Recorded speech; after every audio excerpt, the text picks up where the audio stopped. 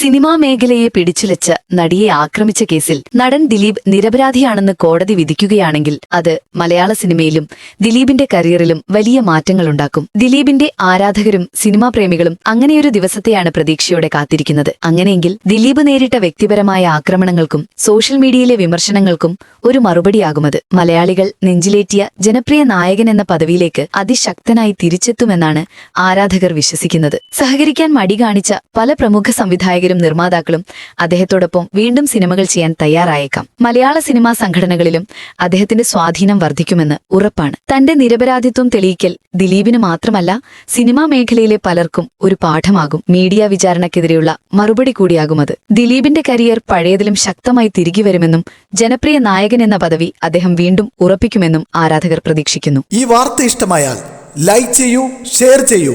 നിങ്ങളുടെ അഭിപ്രായം കമന്റായി രേഖപ്പെടുത്തൂ. സബ്സ്ക്രൈബ് ചെയ്യൂ ബബിൾകം മീഡിയ.